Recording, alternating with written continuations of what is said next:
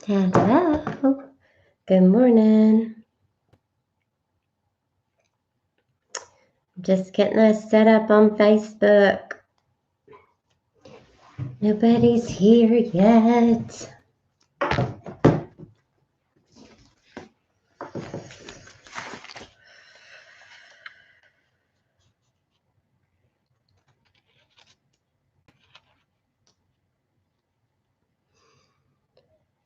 Nobody's here. It's too pretty of a day.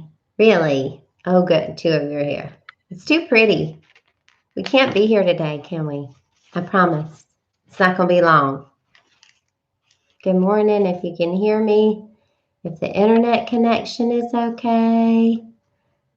Good. I'm getting a couple thumbs up. Yay, yay, yay.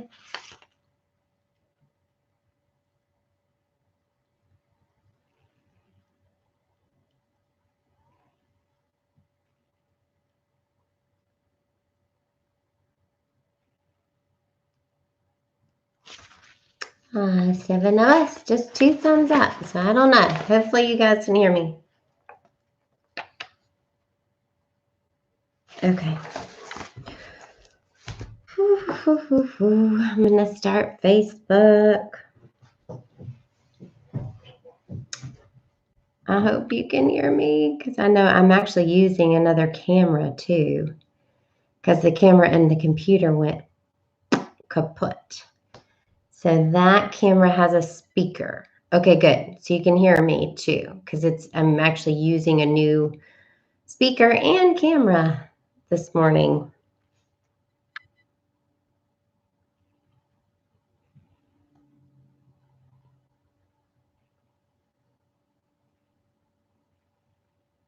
I can't remember. Okay.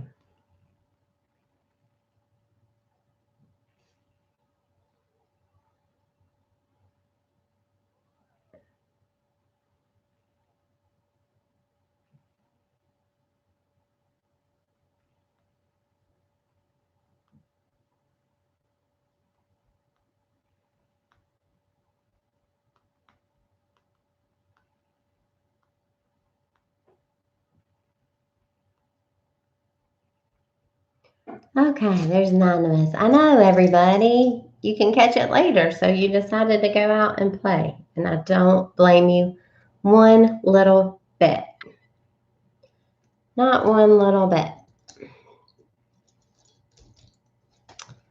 Getting Facebook ready. Look. Oh, well, some of you decided to put off your outdoor plans for a bit. Oops, mistype.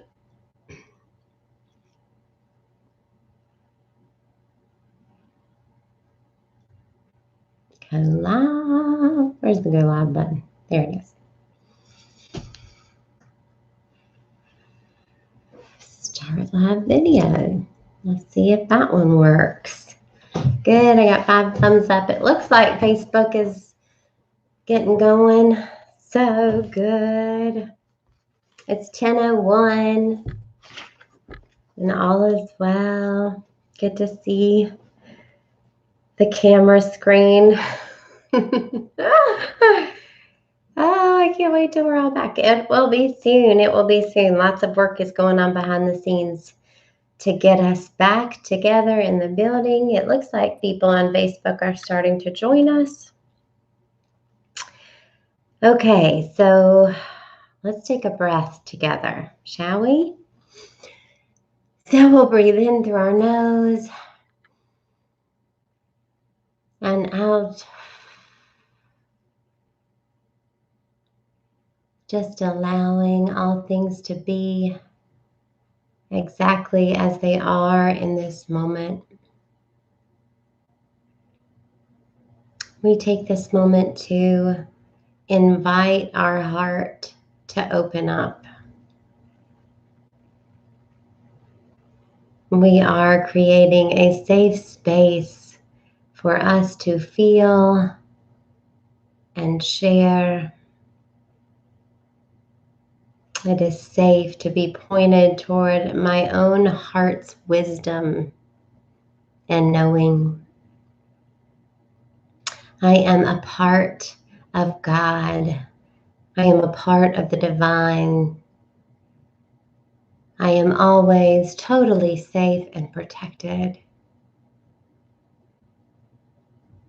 I am here to be truly helpful to this person that I appear to be in this lifetime. It is my intention to serve the highest good of myself, and in so doing, all of those whom I love and interact with, and even those who I don't love. In this moment, I declare and affirm that love's will be done. One more breath together.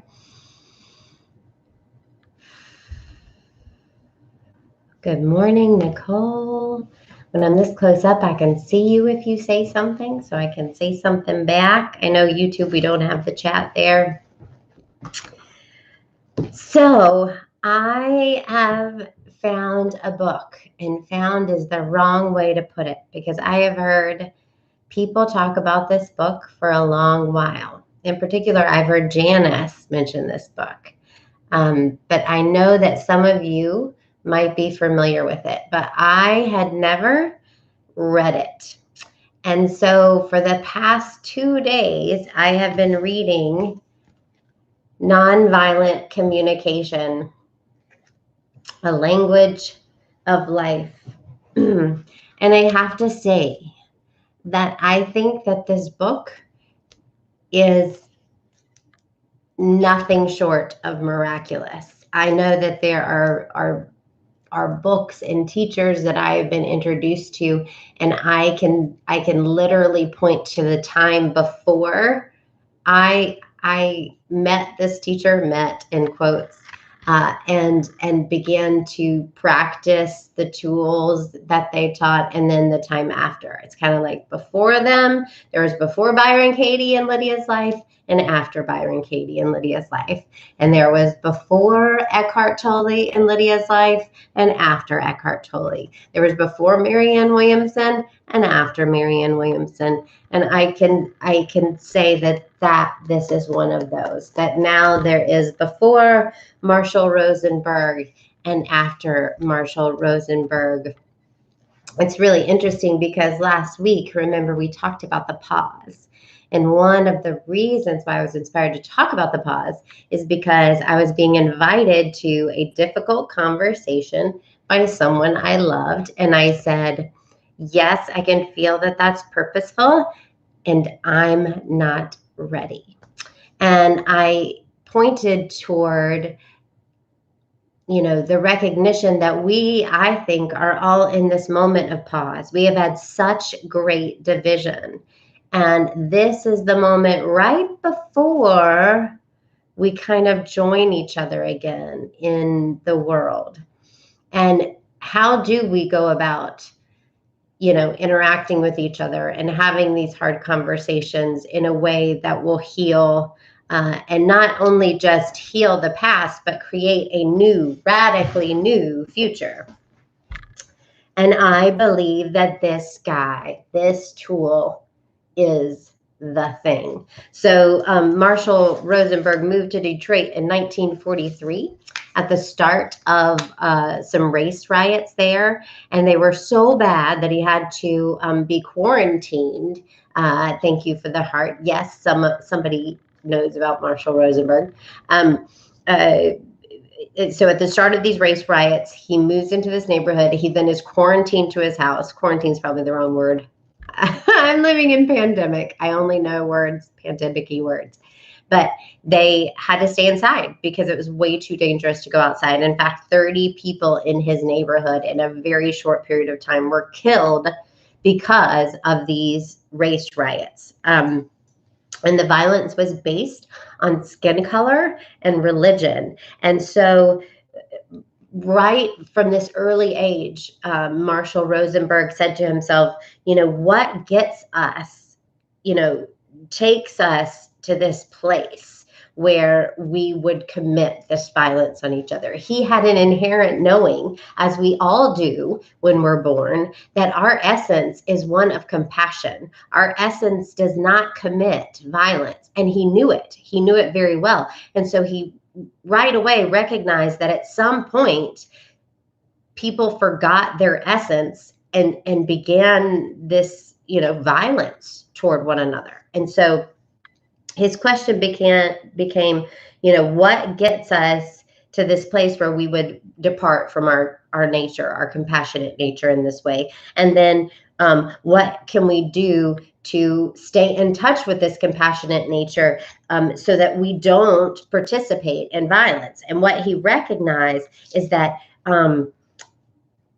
all of the structures, everybody, all of them, the structures and institutions, they are all based on this way of communicating that literally fosters and perpetuates violence. Like, it's super duper radical. So when I was trying to decide, what do I talk to you about? Like, I'm telling you, I read this book twice this weekend. Excuse me. And I have all these highlights and I have all these bookmarks, and I couldn't figure out like how to give bullet points. Like, how do I give bullet points to something that is, this man spent his life kind of creating this way of communicating. And it is very simple, but so radically different. It is so like counterintuitive because we have been conditioned by these broken structures that are meant to perpetuate this kind of division. So I'm going to attempt to read you some parts of this book. But what I want to say to you is that the message from the talk today, like, you could listen to this sentence and then just leave, because this is the message that I want to get across today. Every week I say to myself, okay, what's the point, Lydia? Like, what is it that you're trying to get across? What do you want to say? The thing I want to say is this is required reading. Like, this is required reading. All of us, especially, no, like, there's no exception, but certainly the people in our community who I know are filled with love, who I know want a better, more loving, more compassionate existence, who want structures based on more loving, compassionate ways of being.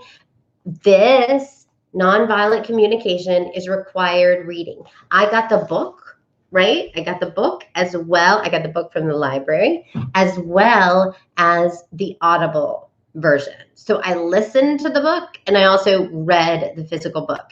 And I can say that, do one or the other, but I really thought that it was powerful to be able to listen and then go back and like point to places in the book. So the message for today, this is required reading. Now I'm going to attempt to read you some of the pieces that I think are really, really profound, okay? Because he gives examples of conversations. So I'm going to start here. It's on page 148. I'm going to do a little excerpt. And it says, it is a rare human being who can maintain focus on our needs when we are expressing them through images of their wrongness. I'm going to read that again. It is a rare human being who can maintain focus on our needs when we are expressing them through images of their wrongness. So in other words, their wrongness, not ours. Because what happens is when our needs aren't met, okay, we see them as wrong or bad. His premise is that any time we talk to another human being, there is a need underneath that we want to be met. Like, anytime, guys, anytime. So he points to this example of these two people on a train, and I won't read it exactly, but he's watching this couple on a train, and they're waiting on the train. And so the man says, I can't believe this is the slowest train I have ever seen. This is the slowest train I've ever encountered. And the woman says, well, it's timed. They're on a timer. He pauses for a minute and he says, this is the slowest train I have ever seen. And she says, well, what do you want me to do? Get out and push? And so what happened is two people, are now upset. And what he recognizes is this man who seems to be just venting, he actually has a need that he doesn't know, he's not in touch with, first of all, and he doesn't know how to say, I have this need, could you help me with it? And in this instance, it's probably just validation and understanding how he's feeling. So in other words, it could go like this: I can't believe this train is taking so long. She could say, I hear that you're really frustrated at how long this train is taking. Just mirroring back to him. I do this all the time, and then it negates it. The anger just goes down, right? I do this with my son. My son tends to get on a loop, and he'll say, is it time? Is it 5 o'clock yet? Is it 5 o'clock yet? Because they'll know that we're doing something at 5. Is it 5 o'clock yet? Is it 5 o'clock yet? And this is what I'll say. I'll say, Connor, is it 5 o'clock yet? And he'll say, no. And then he's done. And then he feels okay. It's about being heard. In that case, he just wants to know that somebody is hearing him. So, and I posted on our Facebook group, in our Unity community Facebook group, I posted a PDF of needs. It's really important. It's a feelings and needs inventory, because oftentimes we say, I feel, and really it is not a feeling at all. So in other words, I can say, I feel rejected. That's not a feeling. It's, I feel sad. I feel sad when you aren't here, or when you cancel our plans. It makes me feel sad. That is a feeling. Like, we have to really get in touch with the feeling. Rejected is a thought. It's not a feeling.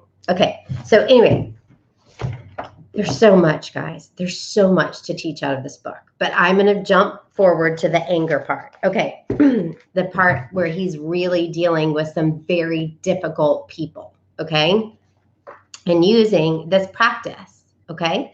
All right. 4 steps to expressing anger. Let's look at what the process of fully expressing our anger actually requires in concrete form.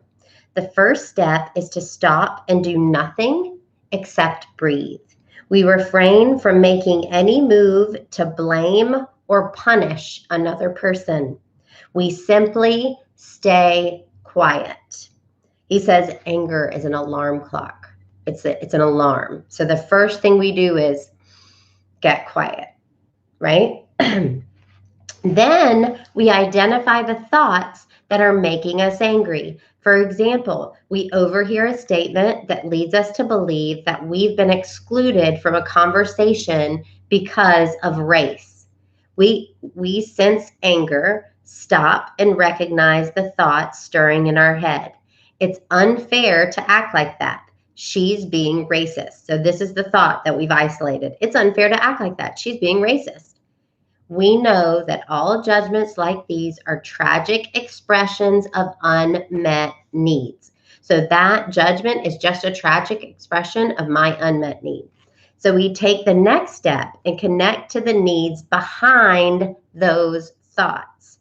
If I judge someone to be racist, the need may be for inclusion, equality, respect, or connection. So behind every angry, everybody I get angry at and have a judgment about, really there is a need. I have a need underneath that that's not being met. Okay. And what happens when we have a bunch of needs that are not being met? We become violent people, violent in word and action, because we feel like a what? Say it, everybody together. Victim. Okay. All right. Where were we? If I judge, to fully express ourselves, we now open our mouths and speak the anger, but the anger has been transformed into needs and need-connected feelings. To articulate these feelings, however, may require a lot of courage.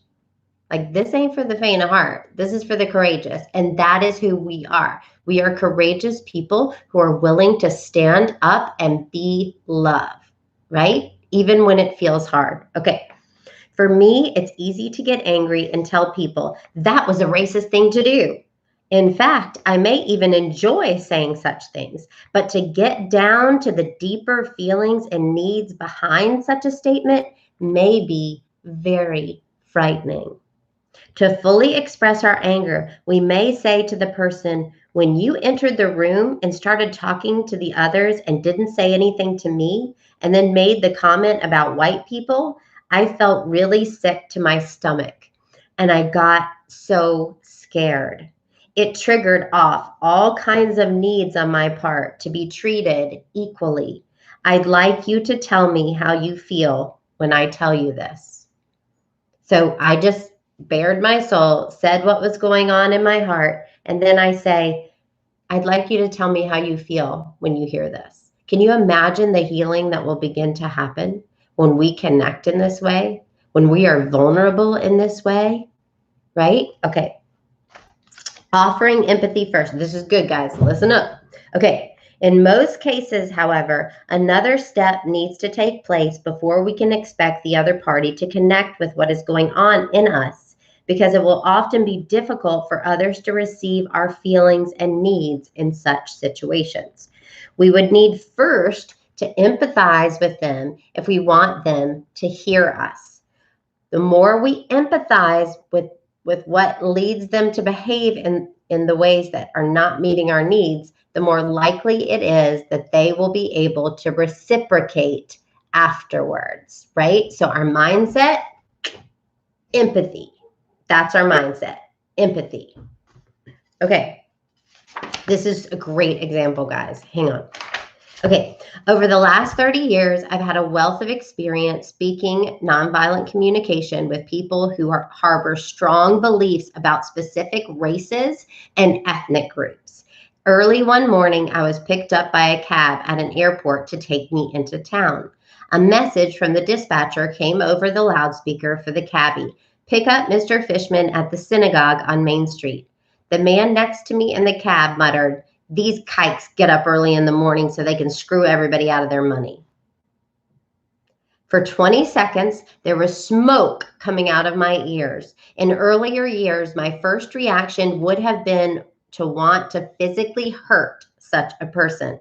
Now I took a few deep breaths and then gave myself some empathy for the hurt, fear, and rage that were stirring inside of me. So see, he stopped first and had some empathy for all this anger and rage that was going on inside of him, right? In dealing with this racist. I attended to my feelings. I stayed conscious that my anger wasn't coming from my fellow passengers, nor the statement he had just made. His comment had triggered off a volcano inside of me, but I knew that my anger and profound fear came from a far deeper source than those words he had just uttered. I sat back and simply allowed the violent thoughts to play themselves out. I even enjoyed the image of actually grabbing his head and smashing it. Giving myself this empathy enabled me to then focus my attention on the humanness behind his message, after which the first words out of my mouth were, "Are you feeling ... I tried to empathize with him, to hear his pain. Why? Because I want to see the beauty in him and for him to fully apprehend what I had experienced when he made his remark. So why is he doing this? Why? Because he wants to see the beauty in this person, and he wants this person to fully experience what happened inside another human being when he spouted this hate, violent speech, because that's what it is. It's violent speech, right? Can you feel that? That's what love does. It's like, yes, I want to see the love in you, and I need for you to see what happened in me. But first we have to be willing to experience what's in us and then give it voice. Oh, but can you feel this? This is huge, huge, huge. Okay. I just can't get over it. I can't get over how huge this is.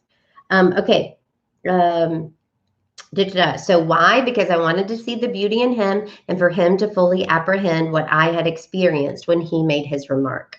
I knew I wouldn't receive that kind of understanding if there were a storm brewing inside of him, right? So he knows that this guy's got to calm down. Like he can't ignite this guy's fire and have this happen. So my intention was to connect with him and to show a respectful empathy for the life energy in him that was behind the comment. So he chose to have empathy for whatever it was that brought this man to this way of thinking. My experience told me that if I were able to empathize, then he would be able to hear me in return. It would not be easy, but he would be able to. Are you feeling frustrated? I asked. It appears that you might have had some bad experiences with Jewish people. He eyed me for a moment. Yeah, these people are disgusting. They'll do anything for money. You feel distrust and the need to protect yourself when you're involved in financial affairs with them? That's right, he exclaimed, continuing to release more judgments as I listened for the feeling and need behind each one. So see, he's listening, but he's trying to listen for the feeling and the need behind what this guy is saying. When we settle our attention on other people's feelings and needs, we experience our common humanity, right? We are able to reach the just like me that Pema Chodron talks about. When I hear that he's scared and wants to protect himself, I recognize how I also have a need to protect myself. And I too know what it's like to be scared. See, just like me. When my consciousness is focused on another human being's feelings and needs, I see the universality of our experience. I had a major conflict with what went on in his head, but I've learned that I enjoy human beings more if I don't hear what they think, especially with folks who have these kinds of thoughts. I've learned to savor life much more by only hearing what's going on in their hearts and not getting caught up with the stuff in their heads. Why is that important? Because we are not our thoughts. We are not our thoughts. And he intuitively knows that he can have compassion. He can reach just like me when he gets to the heart. The thoughts, really not important. Can you feel that? Okay. Hold on. This man kept on pouring out his sadness and frustration. Before I knew it, he'd finished with Jews and moved on to blacks. He was charged with pain around a number of subjects. After nearly 10 minutes of my just listening, he stopped. He stopped. He felt understood because Marshall was listening with compassion. So he got to the end of his tirade. He had felt heard because he was being listened to with empathy. Stopped. And then Marshall says this, when you first started to talk, I felt a lot of anger, a lot of frustration, sadness, and discouragement because I've had very different experiences with Jews than you have. And I was wanting you to have much more of the kind of experiences I've had. Can you tell me what you heard me say? So he says to this person, can you tell me what you've heard me say? He's in the back of a cat, right? Everybody, this is bravery. He's saying, I've had very different experiences with Jews. I wish you had had the experiences that I had had. Can you tell me what you heard me say? This is what he said. Oh, I'm not saying they're all, excuse me, hold on. Can you tell me what you heard me say? So he starts to depart. He says, oh, I'm not saying they're all. And he says, no, can you tell me what you heard me say? Then the man says, what are you talking about? Marshall says, let me repeat what I'm trying to say. I really want you to just hear the pain I felt when I heard your words. It's really important to me that you hear that. I was saying I felt a real sense of sadness because my experiences with Jewish people have been very difficult or been very different. I was just wishing that you had had some experiences that were different from the ones you were describing. Can you tell me what you heard me say? You're saying I have no right to talk the way I did. No, I would like you to hear me differently. I really don't want to blame you. I have no desire to blame you. I intended to slow down the conversation because in my experience, to whatever degree people hear blame, they have failed to hear our pain. Can you hear that? If they are feeling blame, then they haven't heard our pain. But hearing our pain is the magic answer. When they hear our pain, when they really hear it, that's when healing happens. That's when change happens. That's when the perspective shifts from the other person. I really want to keep reading to you guys from this. Like there are so many examples of this. I can't say enough. But we're going to stop here. It may be that we could do a small group on this, but more than anything, what I want to leave you with this morning is that I truly believe that this is required reading, especially for right now. I really believe that this is the way forward. And I am personally committing to knowing this so well that I can do it. And then I'm going to invite myself to have the courage to have these hard conversations, even with strangers who I hear being racist, which I do, you know. For some reason, a lot of these people think I'm part of the club. And I think it's because I endeavor to embody love and walk around non-judgmentally. And what that means is I hear a lot of this stuff. And so I know I'm being invited to have these hard conversations. And I think they're the answer, guys. I think they're the answer. I can't wait to talk to you guys about this via Zoom in just a moment. I want to point out that the email blast went out this week, and we are asking for our pledges. Remember, we had a couple weeks ago. You're welcome. You're welcome, Randy. Glad you're here. The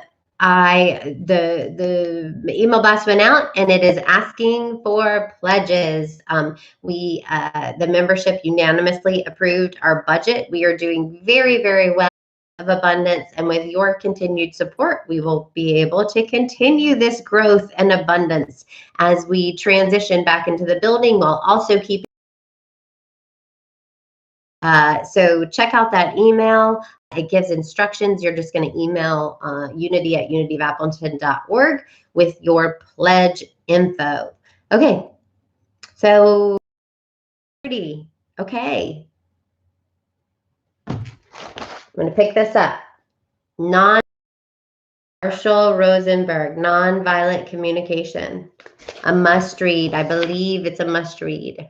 Everybody. Okay. Love you guys. See you on the Zoom call after this. I can't wait to have this conversation with you. If you are not a part of our Unity community, just send us a message. You'll be invited on in. You can participate in these amazing Zoom conversations. We talk about the message that you've just heard. Each Sunday, we talk about the message and we get new insights because we share with one another. So join us. Thank you all for being here. See you later, Facebook. Nonviolent communication, Marshall Rosenberg. Did I mention that? Maybe. See you later. Okay, guys. See you in a minute on the Zoom.